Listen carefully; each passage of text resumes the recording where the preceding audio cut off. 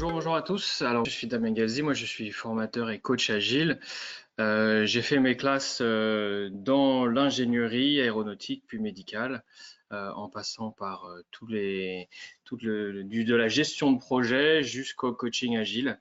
Et j'étais accompagné dans Scrum par notamment ce monsieur que vous voyez là à côté de moi sur la photo, qui est un des co-auteurs de Scrum qui s'appelle Jeff Sutherland.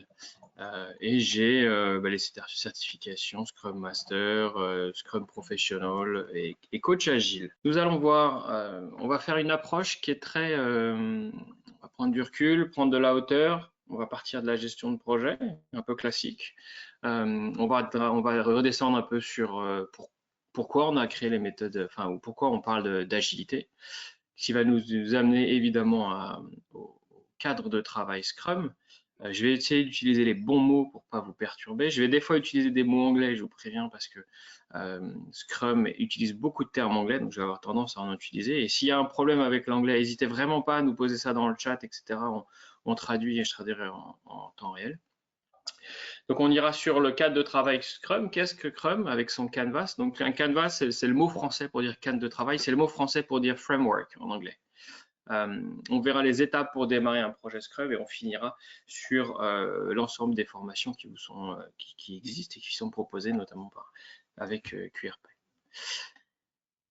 Alors, quand on voit cette image, la gestion de projet, moi quand je l'ai vue, ça fait peur en fait, ça fait un peu peur. On se dit, il y a beaucoup de choses, on voit beaucoup de carrés. Alors c'est une norme ISO que personnellement je connaissais pas, mais la 21500.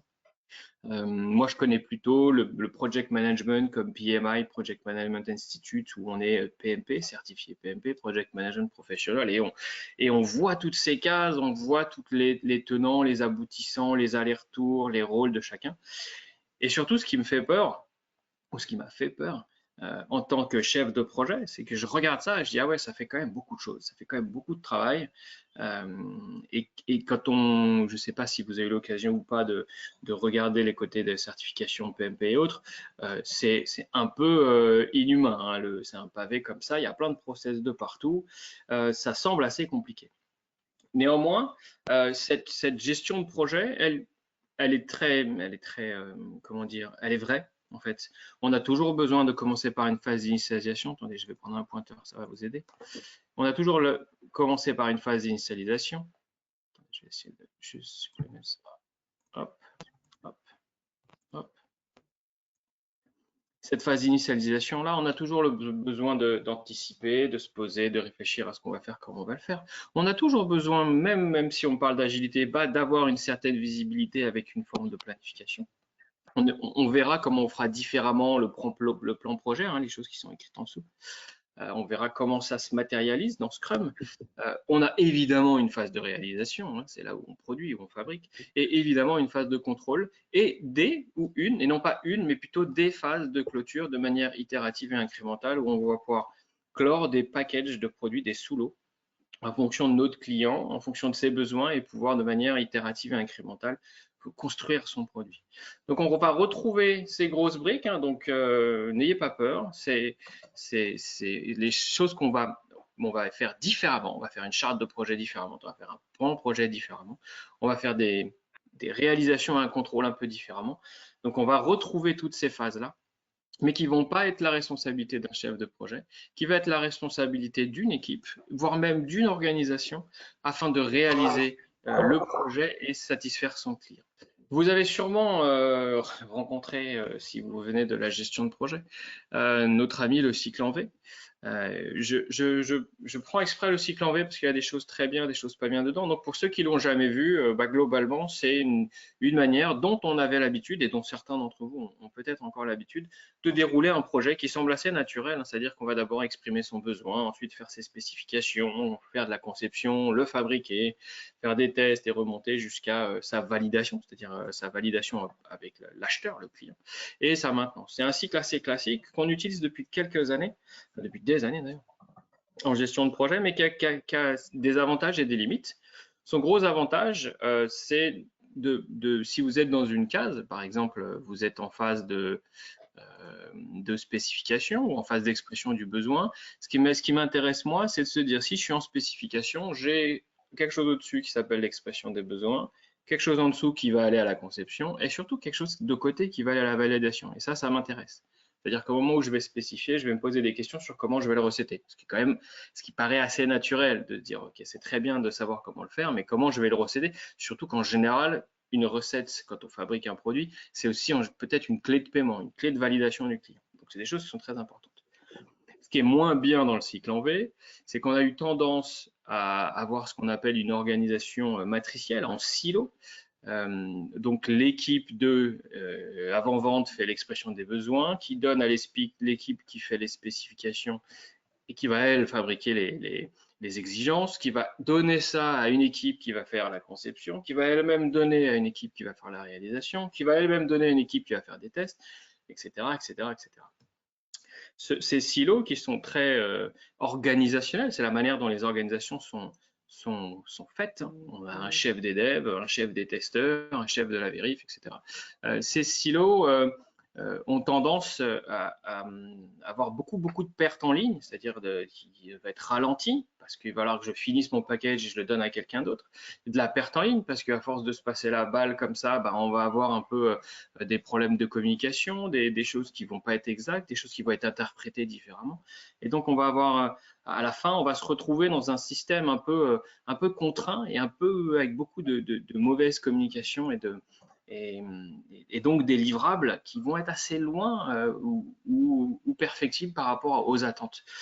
Et on va se retrouver dans des phases où on monte dans le cycle en V, c'est-à-dire en phase de test, en phase de recette, où on va se rendre compte que c'est pas ce qu'il fallait.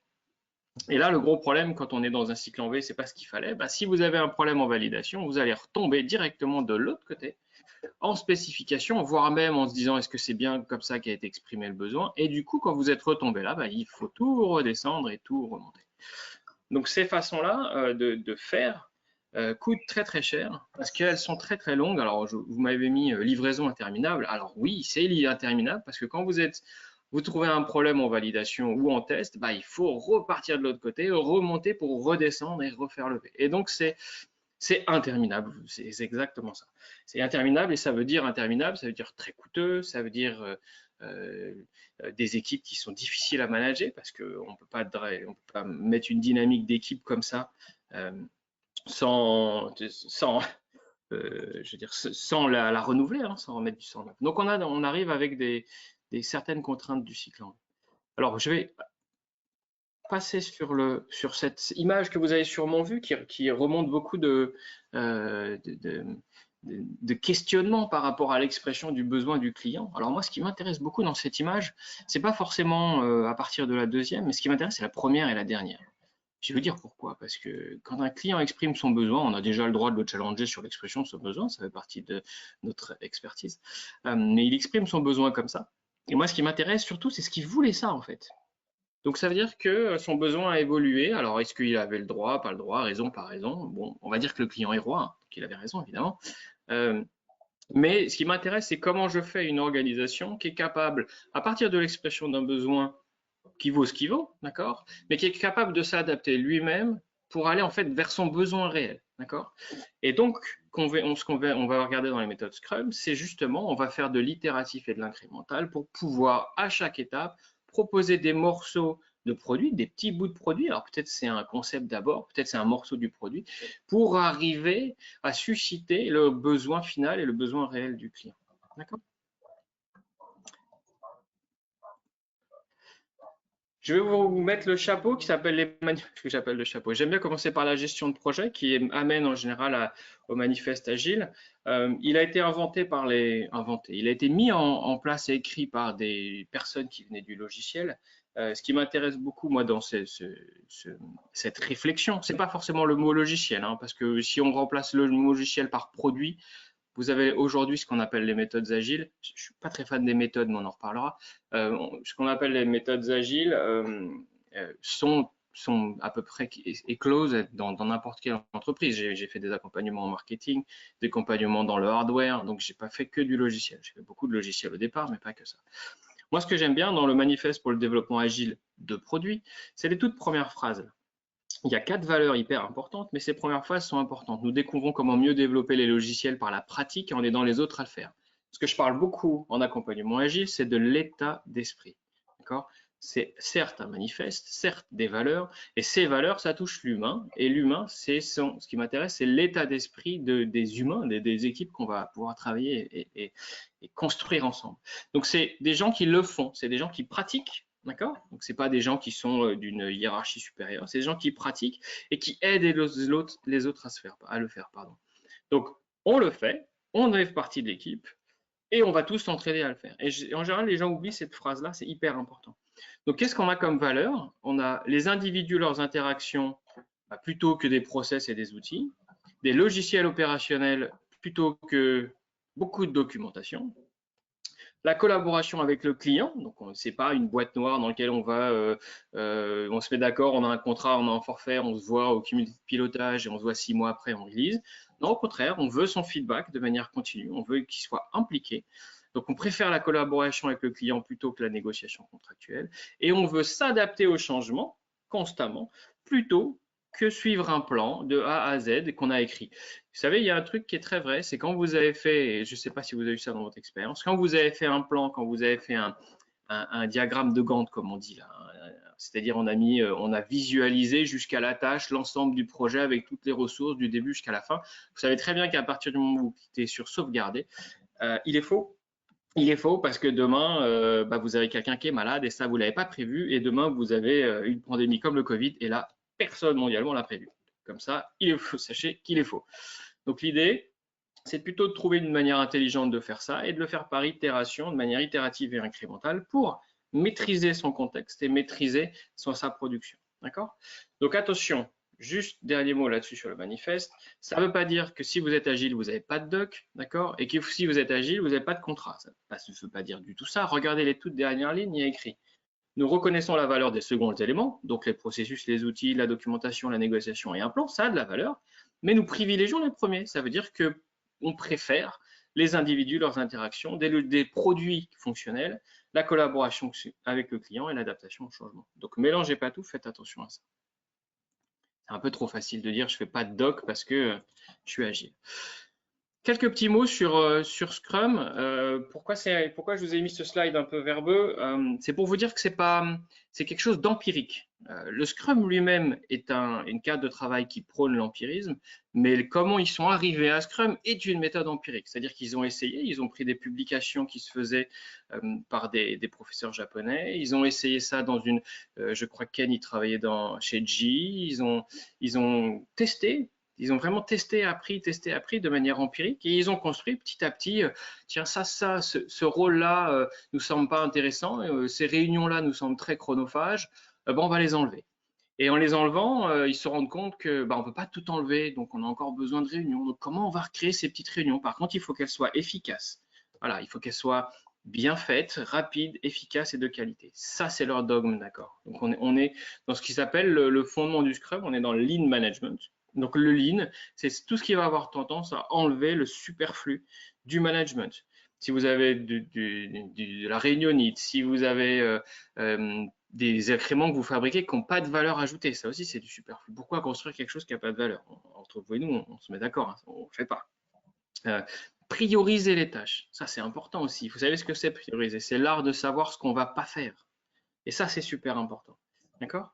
Donc 86, si on a des dates, là, 86, 95, 2001, 2011, vous voyez, ces deux messieurs ont aussi participé à l'élaboration du manifeste agile. 2011, ils ont sorti ce qu'on appelle le guide Scrum, que je vous donnerai juste après. Et pour votre information, il a été construit de manière itérative et incrémentale. Et la dernière itération date de novembre 2017.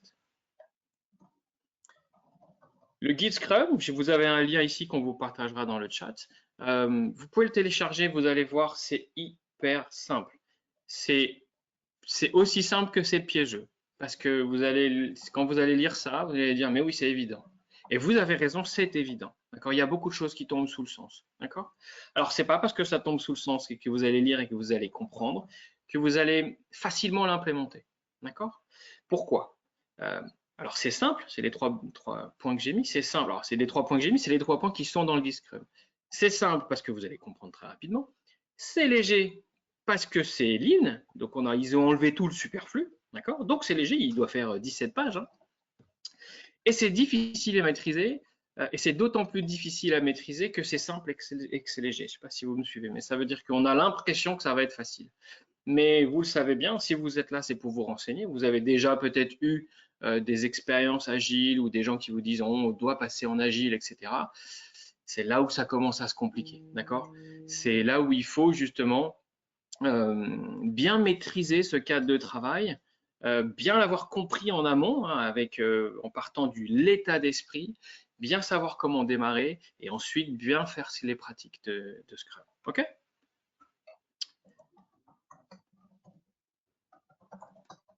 Le cadre de Scrum, je vous l'ai mis là, c'est un cadre de travail. C'est pour ça que je ne veux pas utiliser le mot méthode. Alors, on ne va pas rentrer dans un débat sur de la sémantique. Pourquoi pas méthode? Parce que méthode veut dire recette de cuisine. C'est pas une recette de cuisine, c'est un cadre de travail dans lequel on a donné des règles de jeu, d'accord, et dans lequel vous allez pouvoir travailler en équipe et faire de l'amélioration continue sur des livraisons itératives incrémentales de produits afin de ravir vos clients. Okay, donc la définition du guide Scrum, c'est un cadre de travail permettant de répondre à des problèmes complexes changeants tout en livrant de manière productive et créative des produits de la plus grande valeur possible. Évidemment, vous voyez que les questions qu'on a eues dans le premier sondage touchent cette définition. Répondre à des problèmes complexes changeants, on a les besoins clients fluctuants. Livraison de manière productive et créative, on a aussi cette notion de visibilité, mais aussi cette notion de livraison cadencée, d'accord? Et de la plus grande valeur possible. N'oubliez pas les fondements de Scrum qui sont aussi basés sur le management de Lean, qui est le management de la valeur ajoutée, d'accord? Donc, en tant qu'équipe de production, quelle valeur ajoutée j'amène à mon produit, à mon client? Okay. Donc, il est basé sur ce qu'on appelle l'empirisme, qui est basé sur 3 piliers qui sont hyper importants au cadre Scrum, qui sont la transparence, l'inspection et l'adaptation. L'adaptation à quoi? Au changement, d'accord? À s'adapter aux changements, que ce soit des changements de produits, des changements de façon de faire dans l'équipe, d'accord? En prenant l'amélioration continue, on est obligé de s'adapter, hein, sinon on a un problème, on a un frein. La transparence, c'est qu'on est honnête, on n'a rien à cacher, on est là pour travailler ensemble au succès de ce produit, de ce projet. Donc c'est la transparence. Et l'inspection, c'est le fait de pouvoir s'entraider ensemble dans des éléments très concrets pour pouvoir avancer sur des éléments produits, montrer ça aux clients, faire des démos, voilà, toute cette notion-là qu'on va avoir derrière l'inspection. Les valeurs de Scrum, désolé pour ce slide qui est en anglais, mais vous allez voir que la traduction est assez directe. Je vous ai mis ces valeurs-là parce que, alors elles viennent de scrum.org, qui est l'organisme qui est l'organisme chapeau de Scrum. Hein. C'est là où on passe les certifications. Il y a écrit courage, focus, donc concentration, commitment, d'accord, donc commitment, c'est tout le monde est dédié, on est vraiment dédié au succès, respect, bon, ça va, on va réussir à le traduire, et openness, ouverture d'esprit. N'oubliez pas, j'ai commencé la formation en vous disant, enfin le webinaire en vous disant, ce qui m'intéresse d'abord, c'est l'état d'esprit. Dans quel état d'esprit on est, dans quel état on est d'esprit on a créé le manifeste agile, et dans quel état d'esprit on a fait pour faire le Scrum. D'accord ? Et l'idée, c'est d'être courageux pour faire la bonne chose. C'est courageux aussi de dire ça, on ne le fera pas. Ça, c'est courageux. D'accord, ça c'est priorisé, mais c'est très important d'arriver devant un client, on dit bah on a priorisé, on a regardé vos besoins et bah, on pense que ça c'est on le fera pas mal, on fera pas tout de suite. Ça c'est courageux. Concentration, focuser, ça veut dire quoi? Ça veut dire que quand vous priorisez, vous faites pas, il n'y a pas 12 prio 1, ça n'existe pas. D'accord, il y a une prio 1, et après il y a une prio 2, puis après il y a une prio 3, et après il y a une prio 4, mais il n'y a pas 12 prio 1. On a tendance à dire non, mais c'est un peu tout est prioritaire. La vérité, c'est que si tout est prioritaire, rien n'est prioritaire, vous le savez bien. D'accord? Donc, il vaut mieux une équipe concentrée sur un sujet, sur des itérations, mais de la même prio, du même produit, du même client. Et c'est là où on va commencer à avoir des dynamiques très performantes d'amélioration continue. Donc, commitments, évidemment, l'équipe derrière l'atteinte des objectifs de sprint. On va voir ce que c'est que le mot sprint. Le respect des membres, le respect des valeurs, le respect de chacun d'entre nous. Et l'ouverture d'esprit, l'ouverture aux parties prenantes. L'ouverture, on est aussi dans la transparence. Et c'est ces valeurs qui soudent Scrum. On va passer au Canvas Scrum. Je ne sais pas si vous avez déjà vu ce canevas. Je regarde l'heure, donc il va falloir que je traîne pas trop. Mais ce canevas Scrum, j'aime bien, si vous avez une mémoire visuelle, le 3-5-3, ça aide à faire cette mémoire visuelle. Pourquoi 3-5-3? Parce qu'on a 3 rôles, le Product Owner, le Scrum Master, équipe de développement. Alors tout ce que vous savez en gestion de projet, vous le mettez de côté, d'accord? Vous êtes ouvert d'esprit. Vous mettez le rôle de chef de projet de côté, le rôle de chef du manager des devs de côté, etc. Enfin, pour l'instant, vous regardez juste un cadre de travail. Donc les 3 rôles, le Product Owner qui est lui responsable du quoi, d'accord? Donc c'est lui qui va être garant de cette valeur ajoutée, hein, c'est lui le quoi. Donc, il va devoir travailler avec son client pour savoir quels éléments sont à mettre en priorité et sur quel élément il est plus intéressant en termes de valeur métier. On parle de business value aux US aussi. Sur quel écrément il va être plus intéressant de faire travailler l'équipe. Donc, lui, il est propriétaire du quoi. Le Scrum Master, lui, il est garant du cadre Scrum, d'accord? Donc, c'est lui qui s'assure que tout le monde respecte les valeurs, mais tout le monde au sens des membres de l'équipe, des membres de production, mais aussi, bien sûr, l'organisation. D'accord, qui va aider à maintenir et à créer ce cadre. Et bien entendu, l'équipe de développement, que j'ai appelé ça, il faut entendre développement, pas forcément qu'en sens logiciel, mais en termes de production, celles qui vont fabriquer. Et eux sont responsables du comment. Et c'est très important cette différence product owner, équipe de dev, quoi versus comment. C'est hyper important parce que chacun ses responsabilités. OK? Donc moi, product owner, je suis responsable du quoi. Donc je sais ce qu'il faut fabriquer, j'ai la vision du produit, je suis capable de la donner aux équipes de production. Je suis en interaction avec les parties prenantes de mon entreprise et je suis en interaction avec le client et je maîtrise le quoi. Okay. Par contre, je ne vais pas dire aux équipes de dev comment le faire, c'est pas mon problème, c'est leur problème. Et d'ailleurs, ça tombe bien, c'est eux qui vont le fabriquer. D'accord? Mais c'est eux aussi qui vont me dire combien ça coûte, entre guillemets, combien de temps ça prend. Parce qu'entre vous et nous, ce n'est pas un chef de projet qui sait combien un développeur va passer sur telle ou telle feature, telle ou telle fonctionnalité. C'est celui qui va fabriquer qui sait, globalement. D'accord? Donc, on va laisser l'équipe de production, l'équipe de dev, gérer le comment. Donc, dans 3-5-3, on a 3 rôles, 5 événements. Alors, les événements, c'est quoi? C'est venu de l'itératif et de l'incrémental. Hein. Au départ, ils ont tout enlevé. Et ils ont remis petit à petit le strict nécessaire. D'accord? Donc, on va retrouver quoi? On va retrouver ce qui est en bas. Je vais reprendre mon pointeur ici. On va retrouver une des premiers événements d'un cycle Scrum, on va appeler ça un sprint. On va retrouver sa planification, d'accord? Donc on va retrouver, alors le T c'est pour Team Member, donc c'est tous les membres d'équipe. Le SM c'est le Scrum Master et le PO c'est le Product Owner. Donc tous ces gens-là vont se mettre dans une salle et vont dire ok, on a décidé de livrer un incrément de produit dans les 2 prochaines semaines. Planifions-le, quelles sont les tâches qu'on va faire, etc., etc. Donc ça c'est cette première sprint planning pour première réunion, premier événement du sprint. Ensuite, on a un deuxième événement ici là, qui s'appelle le Daily Stand-Up. Le Daily Stand-Up, comme son nom l'indique, Daily pour tous les jours, Stand-Up pour debout. Donc tous les jours, on va prendre 15 minutes. Et là, regardez bien, il y a écrit SM pour Scrum Master et TTTT pour tous les team members. Donc c'est que l'équipe de prod et son Scrum Master, d'accord, qui vont se réunir 15 minutes, ni plus ni moins, n'oubliez pas, ni trop long ni trop court, 15 minutes pour se dire comment tu as travaillé, qu'est-ce qu'on a fait hier, qu'est-ce qu'on va faire aujourd'hui, est-ce que quelqu'un est bloqué? Stop, c'est une réunion de synchro, 15 minutes, ni plus ni moins, d'accord? Les équipes le font entre 9h30 et 9h45 en général, avec ou sans café, peu importe, c'est leur problème, ils s'organisent, ils répondent aux 3 questions. Qu'est-ce que j'ai fait hier pour aider l'équipe à atteindre ses objectifs de sprint? Qu'est-ce que j'ai fait aujourd'hui pour aider l'équipe à atteindre les objectifs de sprint? Est-ce que je suis bloqué ou est-ce que je peux aider? Voilà. Une autre réunion ici qui s'appelle le Product Backlog Refinements. L'idée ici, elle est très très simple. Vous avez un un responsable produit, un product owner qui a des grosses briques, qui a des grosses fonctionnalités qui arrivent, qui voit de la part du client. Il ne sait pas forcément les casser, il ne sait pas forcément les manager, ça fait des grosses briques. Bah, son job à lui, ou c'est le job de cette réunion-là, c'est d'aider de casser des grosses briques en petites briques. D'accord? Et comment on fait ça? Bah, on prend les gens qui fabriquent, d'accord? Le représentant ou l'ensemble de l'équipe, peu importe, c'est à vous de voir. Et ensemble, on va se dire, bah écoutez, on va casser ces grosses briques en petites briques. De toute façon, on va le faire ensemble. Donc, on va s'entraider à comprendre ces grosses briques et à commencer à les casser sous les différents angles de production. Okay? Donc, cette réunion, c'est ça là. Sert à ça. La réunion qu'on a en fin de sprint, donc en fin d'itération, on va avoir une revue Et là, vous voyez, il y a un petit nouveau qui arrive, il y a un C. Il y a écrit, bah oui, c'est le client. Bah, le client, il est là. On lui donne des incréments livrables, des choses qui sont tangibles. On va peut-être même lui faire une démo. Et ben, c'est pas un produit fini, hein, c'est pas le but du jeu. On a 3, 4, on a peut-être 10 itérations avant que le produit soit fini. Et ben, on va lui montrer chaque bout d'itération et on va faire s'adapter à ses évolutions, il y en a, mais aussi aux évolutions que nous, on a trouvées par rapport à notre savoir qu'on a acquis sur le produit.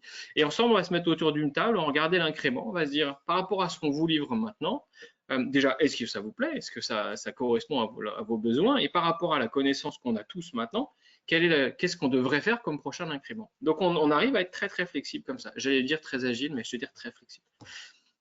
Et la dernière réunion, qui est juste en dessous, la rétrospective, c'est une réunion, c'est un peu d'introspection, d'accord? On est en équipe, on est entre nous, et on va travailler l'amélioration continue. C'est-à-dire qu'on va se dire comment on a bossé, est-ce que c'était bien, qu'est-ce qui était bien, qu'est-ce qui n'était pas bien, et comment on pourrait faire les choses différemment afin de toujours s'améliorer, d'accord? De travailler sur l'amélioration continue. C'est le petit mot kaizen en japonais là qui veut dire amélioration continue. C'est cet élément-là qui va vraiment pouvoir nous faire travailler en profondeur l'équipe elle-même. Donc tout ça sont des boucles de retour, d'accord? L'amélioration continue, un boucle de retour sur l'équipe. La rétrospective, le sprint review, une boucle continue sur la fabrication du produit, d'accord? Et le refinement, comment on travaille les grosses briques en petites briques, c'est une boucle d'amélioration continue sur comment en fait on va réussir à dépiler ces incréments de travail. Le troisième qu'on appelle artefact, qui est un mot un peu bizarre en français, j'en conviens, c'est plutôt des éléments un peu tangibles de Scrum qu'on a. Alors on a le backlog de produits. Le backlog de produits, c'est assez simple, hein. On va venir mettre les grosses briques et qu'on a travaillé dans cette réunion pour casser les grosses briques en petites briques, d'accord, en feature, en sous-feature, ou des récits utilisateurs, ce qu'on appelle, ou des épiques, ce qu'on appelle même en agile. Alors un épique, c'est des visions produits à plusieurs mois, etc., qu'on va venir casser comme si vous cassiez en deadline, en jalon, en objectif, mais on va se le travailler sous forme de plutôt de produits, de bouts de produits, donc de fonctionnalités. On va plutôt travailler sur forme pas projet, mais plutôt produit, d'accord? Donc on va avoir ce qu'on appelle un backlog, c'est hyper simple, hein, c'est une colonne. Vous imaginez dans votre tête une colonne avec toutes mes briques dedans. Et à chaque ligne, j'ai une brique. C'est-à-dire que j'ai pas deux briques côte-côte. Et pourquoi? Parce que j'ai une priorité. Ma colonne est ordonnée en fonction de la priorité de ces briques. Donc en haut, j'ai une brique, elle est fine, je sais la manager, j'en ai parlé, on a déjà géré, je sais combien elle coûte, on va la fabriquer. Et tout en bas, j'ai des briques. J'ai plus de briques et à la fin, j'ai peut-être même une grosse brique. Je sais pas encore ce que c'est, j'ai pas encore travaillé, mais ça donne la vision du produit, d'accord? Donc on sait que dans peut-être 6 mois, on va devoir attaquer ce problème-là. Pourquoi? Parce qu'effectivement, on donne de la visibilité. Et si on donne de la visibilité, comment je construis les choses maintenant vont peut-être être changées par rapport à la vision du produit dans 6 mois. D'accord? Donc, on a le backlog de produits. Ensuite, on a le backlog de sprint.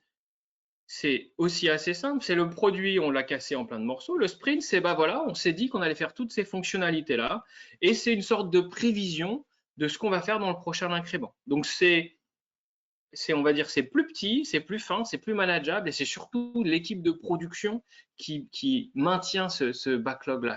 Alors, quand je dis backlog, essayez d'avoir colonne ordonnée, hein. Vous mettez backlog égale colonne ordonnée, ce sera beaucoup plus simple. Et celui-là appartient à l'équipe.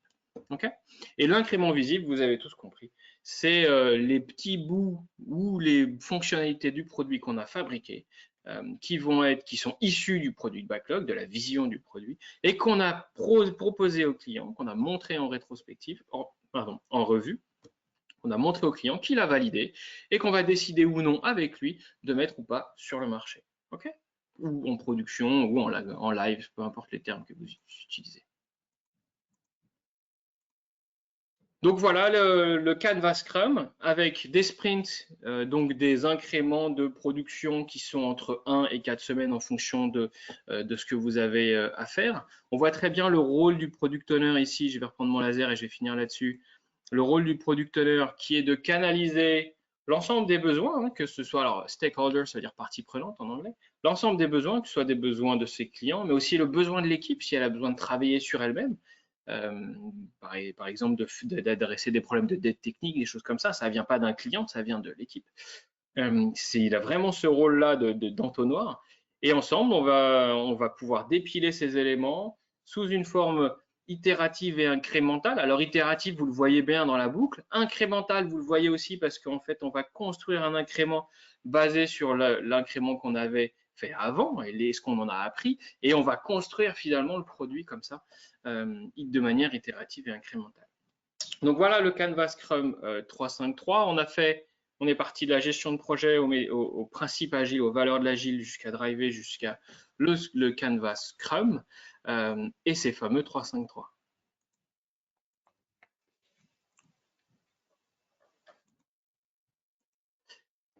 Pour finir, comment on démarre un projet Scrum? Je vous ai donné ça parce que c'est important déjà que est-ce que vous avez envie, pas envie, est-ce que c'est possible, pas possible. Et c'est des étapes un peu humaines. Donc évidemment, vous allez en parler. Il y a beaucoup de gens qui savent ce que c'est ou qui en ont peut-être entendu parler. Ce qu'il faut que vous trouviez, vous, dans votre boîte, c'est un sponsor. D'accord? Essayez pas de faire ça tout seul. Alors, ça dépend de où vous êtes dans la société, qu'est-ce que vous avez entre vos mains. Mais c'est quoi un sponsor? C'est quelqu'un qui va vous dire, OK, j'ai compris. Go, on y va. Ça veut aussi dire, OK, j'ai compris. Ça veut dire, ça marche, on continue. Ça veut dire que j'en prends aussi la responsabilité. C'est surtout ça que vous voulez chercher. D'accord? Alors, je vous encourage vivement à suivre une formation parce que c'est simple et c'est léger, mais c'est difficile à maîtriser. Donc, faites très attention à ça. Donnez du feedback à vos collègues.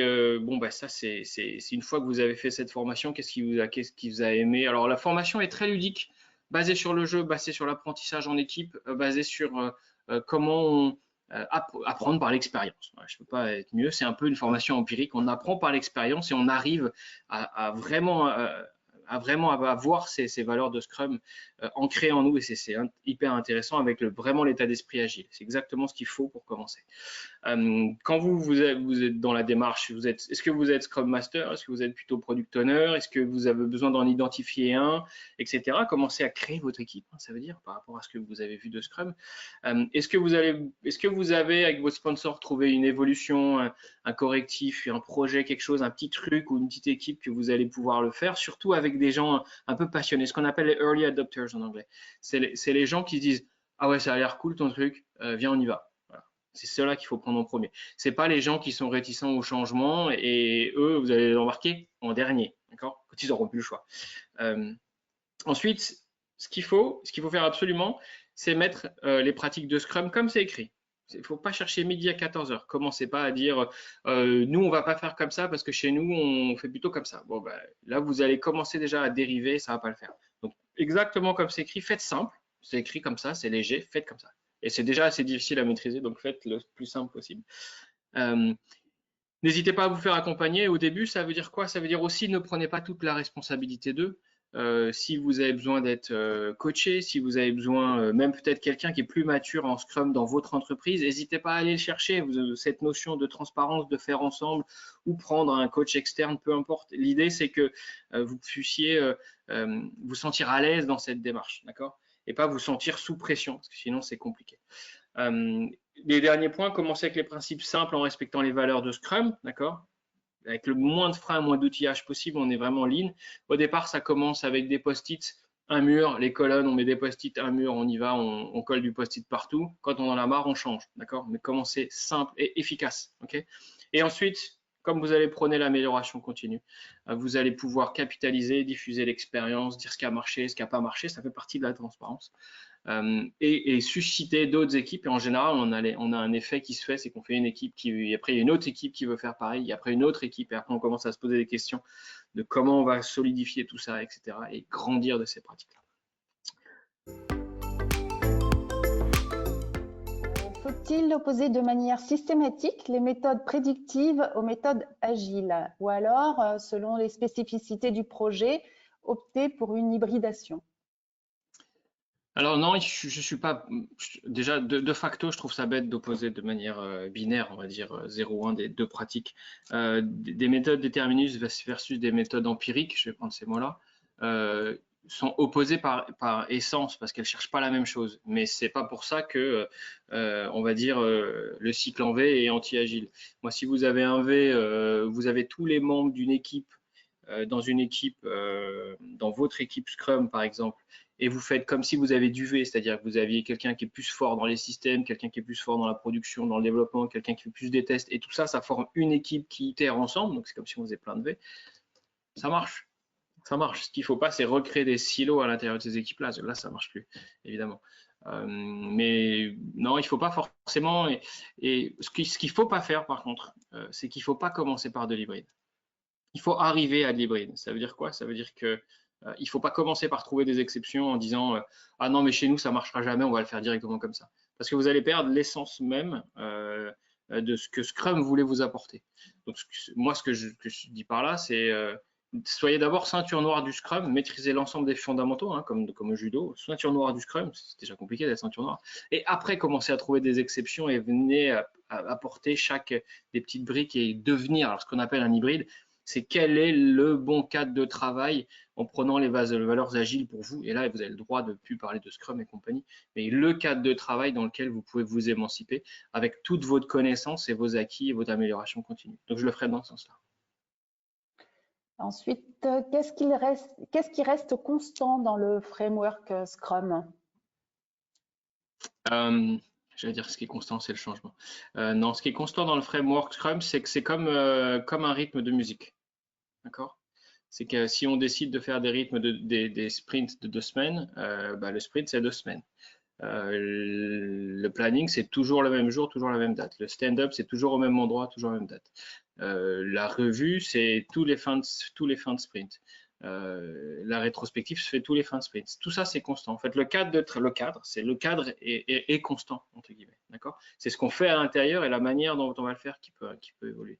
Mais ce cadre-là, il est constant pour qu'il soit efficace et pour devenir efficace. Si on sait exactement que tous les matins à 9h30, j'ai un stand-up, tous les matins, j'ai un stand-up. Je sais où c'est, je sais ce qu'il faut faire, je sais ce qu'il faut que je dise, et c'est très efficace.